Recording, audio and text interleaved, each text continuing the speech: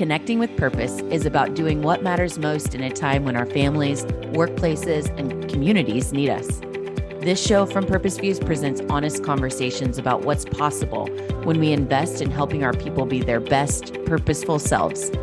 You'll hear the challenges of making those investments and tips for reaping their rewards. This show is designed to help people-first leaders like you create the impact you seek.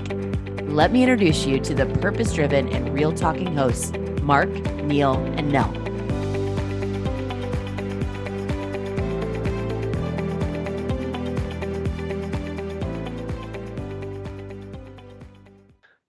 Welcome, everyone.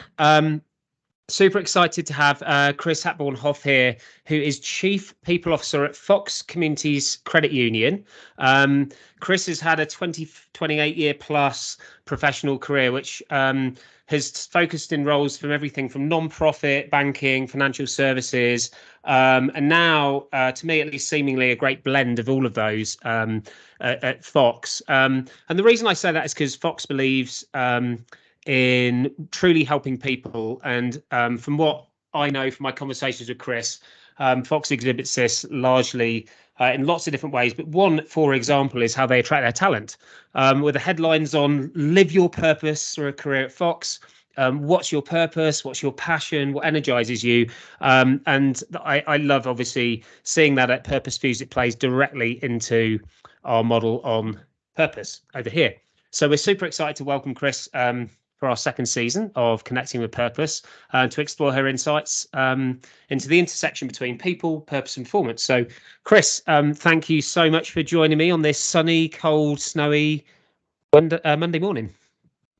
Yeah, Mark. Well, thank you. It's an honor to be able to just have this conversation today. I've been really looking forward to it.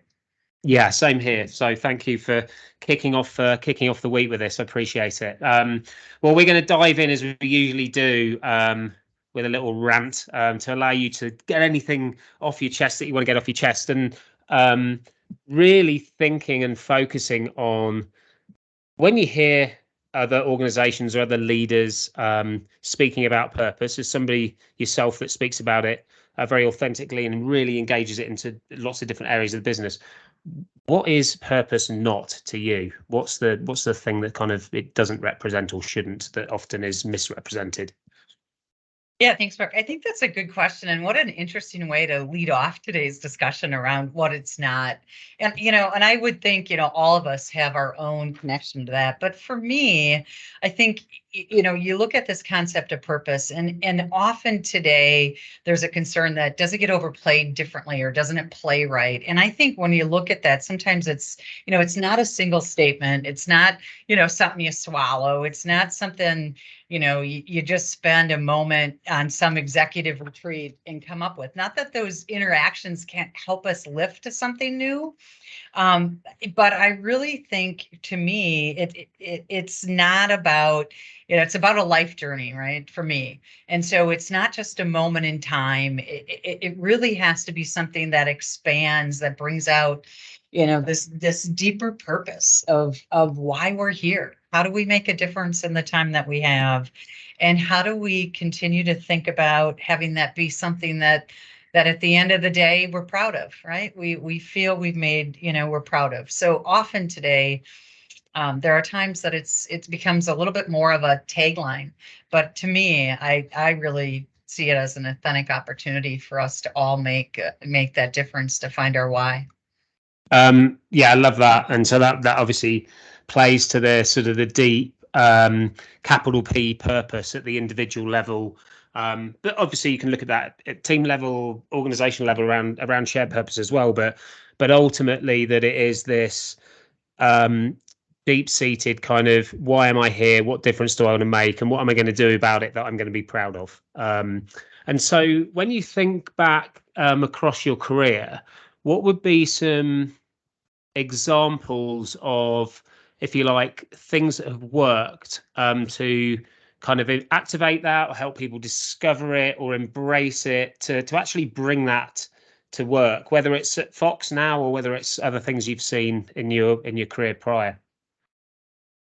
Yeah, I think the first thing for me is to learn to tee up the discussion and say it's okay to talk about it. and that you want to talk about it. I know here at Fox, when we went about the journey 18 months ago of revamping our purpose, our mission, our vision, and our values, we really started at the voice of, with our team members to do that work, and really did a grassroots effort. And we did that through, a good old survey mechanism. We did that through, half-a-day workshops with our team. And then ultimately, bubbling that grassroots up from the bottom up to our senior team and our board to come up with our focus today. And what was really interesting, and part of it is we're a credit union, right? So our ability to just naturally want to reach out comes through. But part of what, our ability in that work, which ended up to be over, 20,000 words that got contributed by the time we were done with that in the voice of our people, was having our people slow down and tell us their stories. So in those workshops, when we talked about purpose, it became a really strong, cry for our people, in essence, of why they do what they do. And meaningful stories. In fact, today our talent brand resonated just from that, and having people share what your purpose is. And we record those. And I will tell you that our internal communications director who does that work will always say it's her most meaningful day, because people laugh, they cry, they tell these amazing stories about helping members or connecting to each other. And it's simply about, making this world a little bit of a better place where we are. And I think it's very authentic.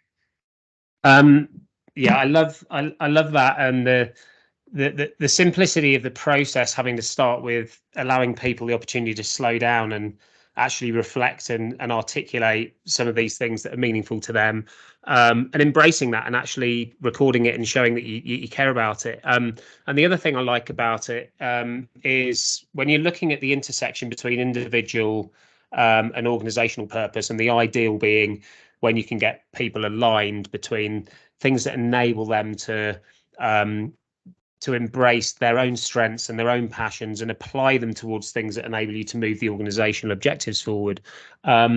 That it speaks to the fact that purpose can't live in a vacuum. So at the organizational level, when you're talking about vision, mission, purpose, and values, we always say, look, the purpose isn't the be all and end all. You can have an amazing purpose statement, but you need to know what you're going to do with it, where you want it to go, which is the vision, the values of how you're going to get there, and the mission that sort of says, this is what we do and why we do it and the difference it makes.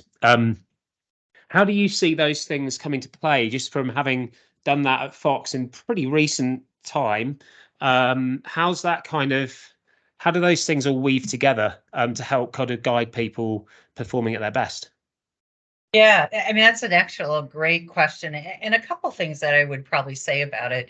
One is our continued ability to connect that whole roadmap of that purpose, mission, vision, and values together in what we're trying to do here. So we just talk. In fact, I just came out of a meeting this morning with some new hires, new team members joining us, and we just talked about, this intentionality of culture piece, which I think is really important. And that starts with that roadmap of being really clear about our purpose and, mission, vision, values. And then, of course, we look at that by symbols, and then we continue to look at that and making sure that each one of our people programs continues to represent, that roadmap, and our purpose being a center part of that. In fact, over the last 3 weeks, I've spent time with all of our leaders. So we held 3 one-day workshops for 3 days over the last 3 weeks of trying to get 70 plus of our leaders through. And part of that experience was to talk through our coaching models that we have coming out to be true to this. And one of them is a perspective of how do we today be much more present with our people and do that and get rid of traditional performance reviews and think about things in a different way. But the big part of that too was also our coaching for development model through our growth and development journey. And the first 3 questions on that, it only consists of 5 simple questions for our people. But what we asked them to do is under the aspect of understanding that our leaders need to slow down to connect to the dreams, aspirations, and goals of our people, and how do we give our time to get there? The first couple questions that we tee up to hold that discussion has to do with this whole concept of, first question is, what are you most proud of? When you think about reaching out into your future in the moment, what makes you proud, right? And that feeds the second question, which is what gives you meaning and purpose? And we really ask people to slow down and think about that. So if I'm thinking about what makes me most proud, or what would my mother or father be most proud of me doing, sometimes that's our ultimate goal or ultimate, thing to hold people up to.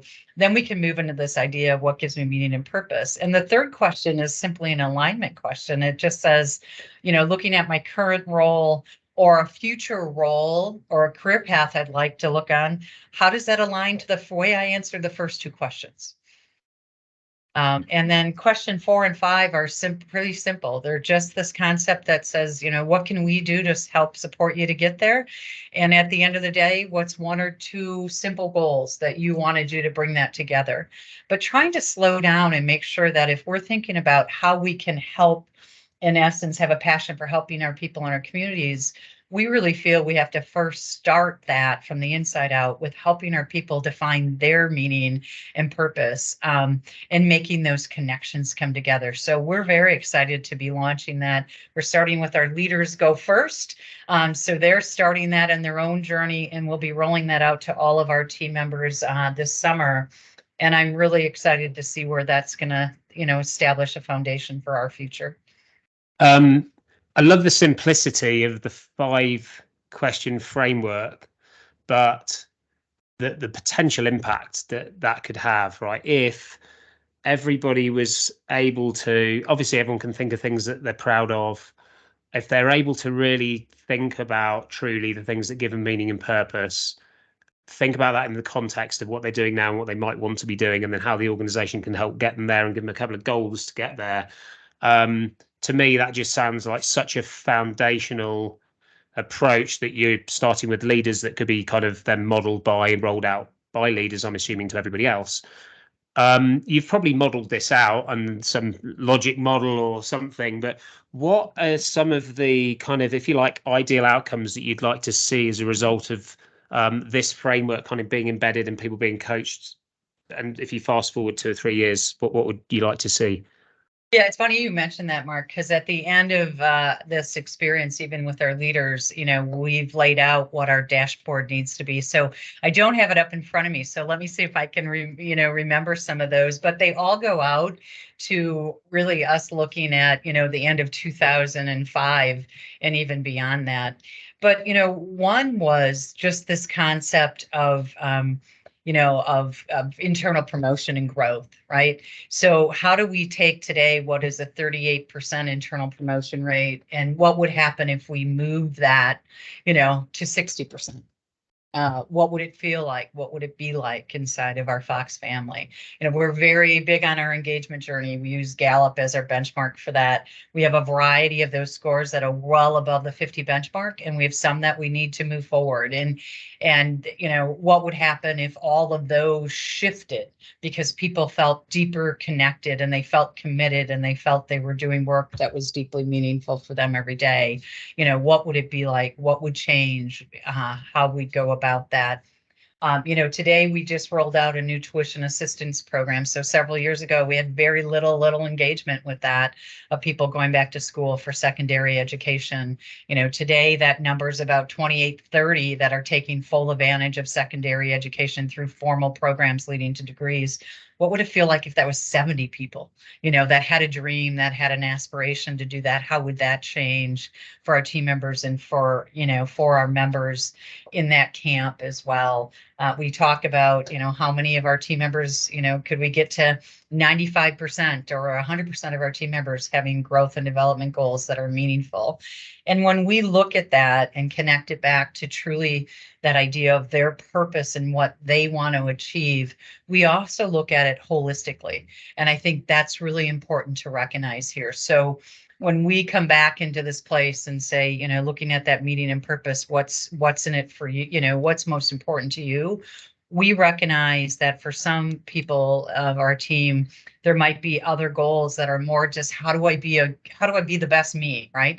That may not always have to relate to an organizational goal, but if they can come in and have another goal that helps lift them or gets them closer to their meaning and purpose, once part of our Fox family, always part of our Fox family.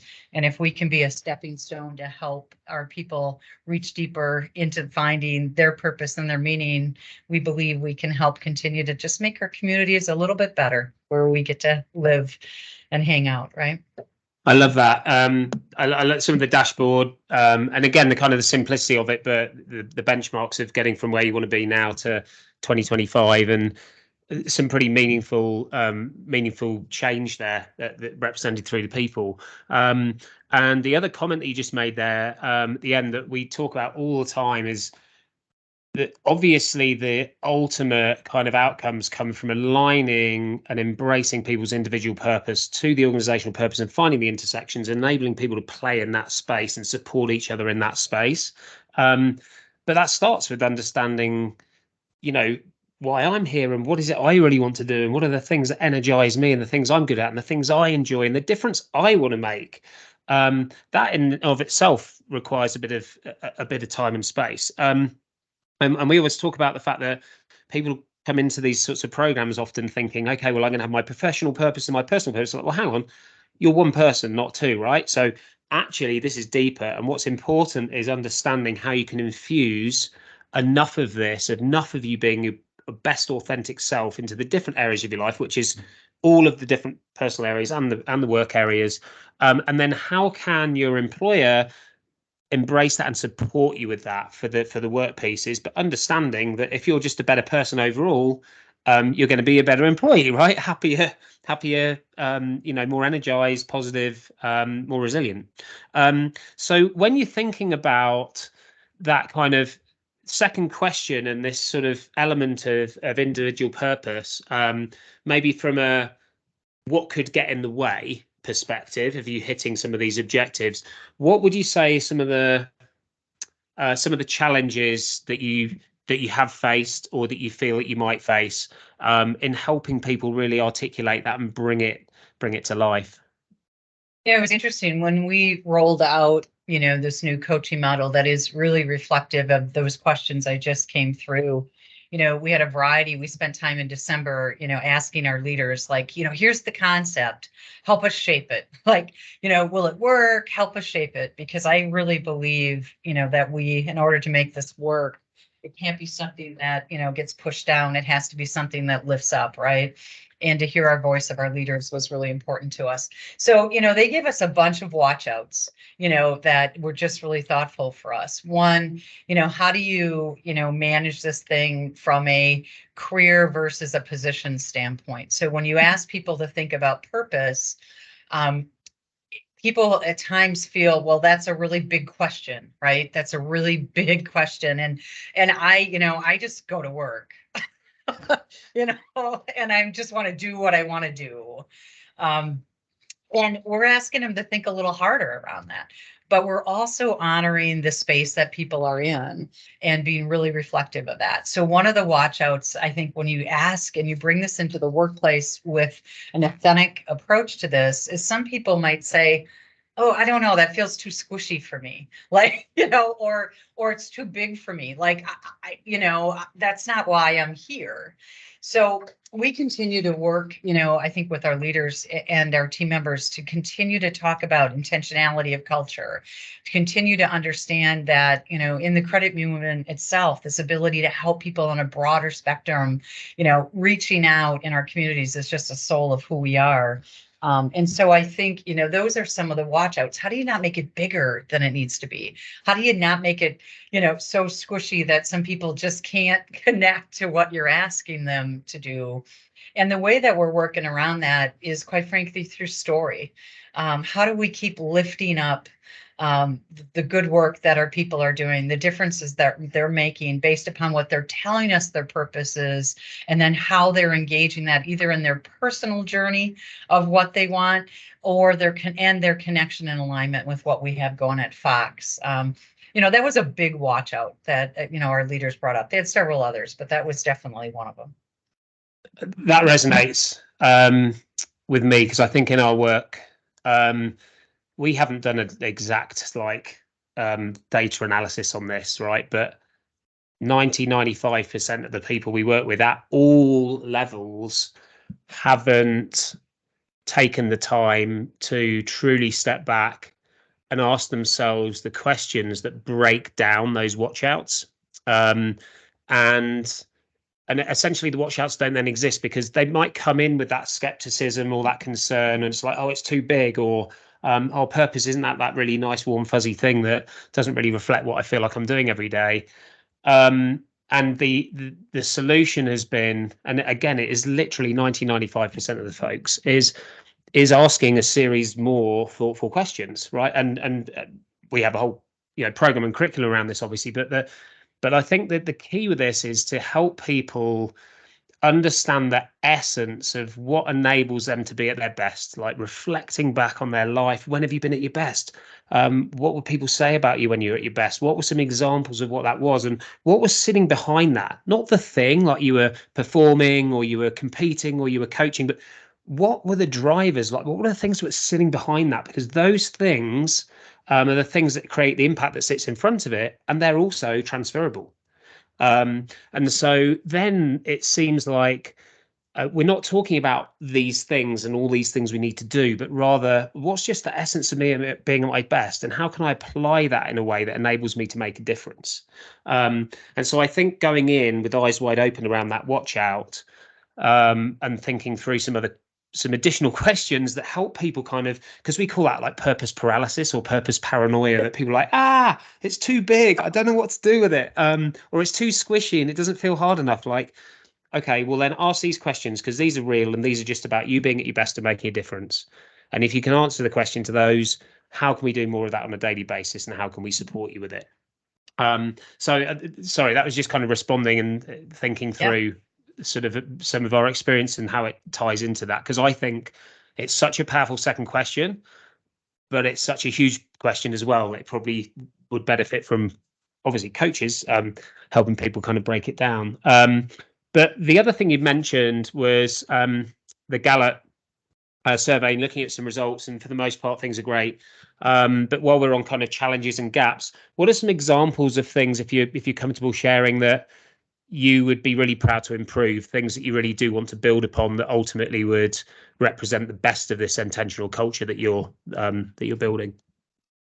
Yeah, I think, it's interesting, because when you work with, the Gallup piece, it always starts, it's sort of like Maslow's hierarchy.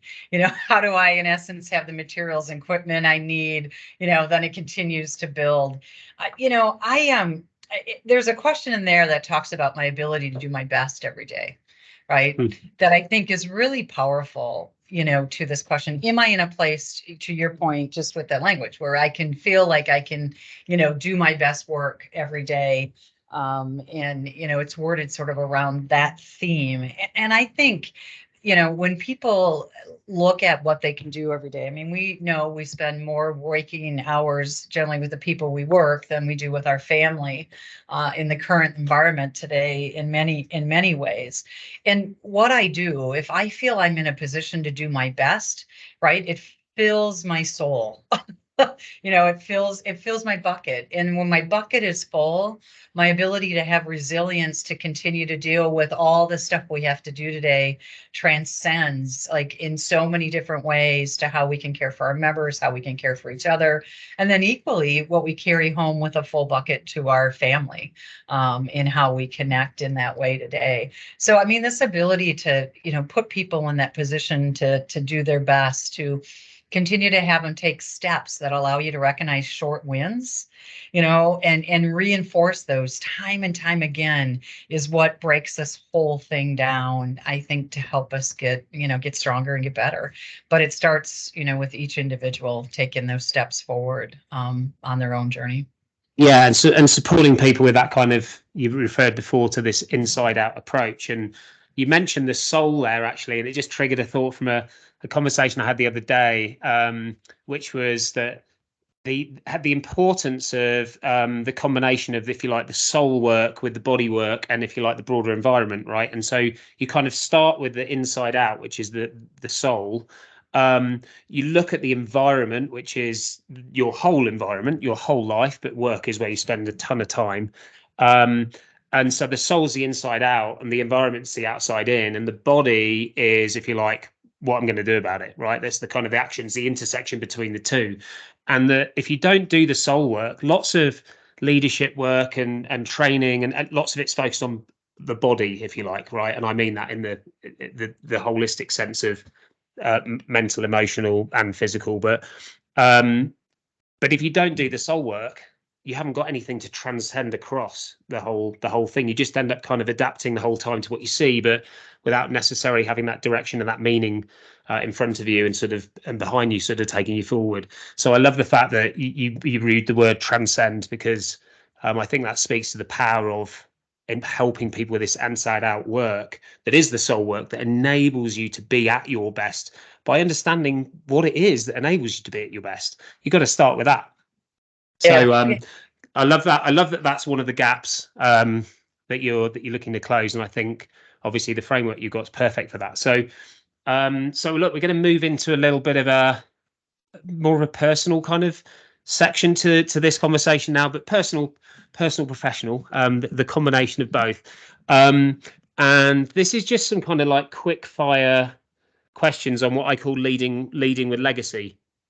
And the reason I use leading with legacy is that I think often legacy is something that people think about or start thinking about when they're like, oh, I'm going to retire in 10 years. I better think about my legacy and what I want to leave behind. But if you're leading with legacy, like we all leave a weight behind us every day, and it can either be positive or negative, right? But either way, it has a ripple effect. And so if we're really intentional about the difference that we want to make, how do we bring that to our day to day? So that's kind of the essence of some of these questions. So I'm going to hit you up with it with a couple of them. The first one would be, if you were to complete this sentence, leading with purpose means to me. Yeah, I would complete that by saying, really a journey of personal growth, and having clarity of what really matters in your own life, in your own meeting, and how do you chart the path to get there. Like you said, often we don't pause with this. We go, well, we can risk going about life and just letting life circumstances happen to us. And there's growth in each one of those moments.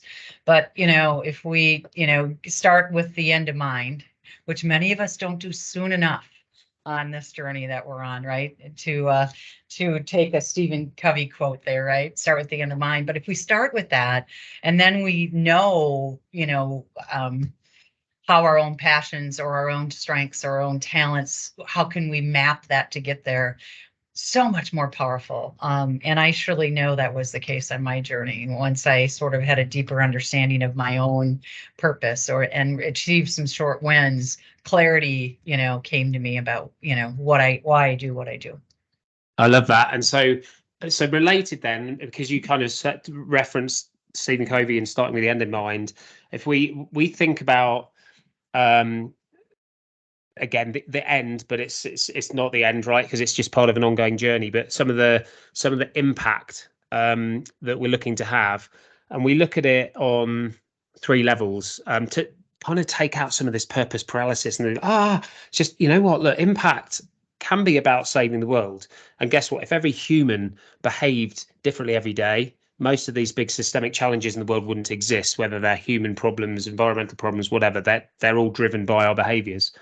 So instead of trying to connect yourself to something really big and scary, what's the difference that you want to make on me, we, and world? Fast forward 10 years. What would your answer to that be in terms of how the impact you've been able to have on yourself, the impact you've been able to have on those you surround yourself with the most, friends, family, colleagues, and if you like, your bigger impact beyond that, anything beyond that could ladder up to the sort of world level? Yeah, well, that's a big question. But yes, I think it is. It's a big one. So here's what I would say. I think about, for me, it's truly the ability to know that I've helped people find, their growth, their purpose, for me. So it's how do I, as a leader, continue to be in a place every day that really listens to what's meaningful for them, and how do I continue to help motivate, inspire, or add a little ooh to their life to help them overcome those barriers or help them celebrate their successes, right? To me, that would be awesome if I look back 10 years from now to be able to do that. I guess, if we each can take those steps forward to what matters individually, what can we do in the collective of making a difference? So small things such as, recognition or connection. So we were just talking this last week with our leaders about, the ability to recognize these short wins and appreciate each other. And, we threw out a challenge that simply said, what if each of us at the end of each week just wrote 2 thank you notes about watching somebody grow or inspired of what they did for what we know. And we did that, 52 days a week, and we had 70 leaders do that. Think about the impact that collective group can have. So if each of us in the we find a way to inspire, someone else, or we help inspire their purpose, right? Think about that difference of what that good could do just in our local communities. And then how, again, does that transcend into this broader world of ours that we all know has more challenges today than I think we've ever faced before. Love that. I love that. Yeah, I mean, we talk about this kind of ripple effect a lot, actually, and the fact that often your world impact can be the impact you've had on the people you surround yourself with the most, and then passing that gift on. And just if you, to your point, like if you could just bottle all that up and articulate the difference that makes, it's really hard to measure, but it's an incredibly powerful way to work back to how you show up every day at your best. Yep. Awesome. Well, thank you. Thank you so much for that. I know that was a cheating way of getting 3 questions into one there at the end, but it was it laddered up to the answer you've given before. So I really appreciate your time, Kris, again, for kicking off the week here with such a meaningful and purposeful conversation. Yeah, thank you, Mark. My honor. Thank you for the work you're doing. Oh, you're very welcome. I selfishly love it, so it's easy. We're energized about this journey and hope you choose to join us. Click the subscribe button now so you don't miss out on all the actionable wisdom to come.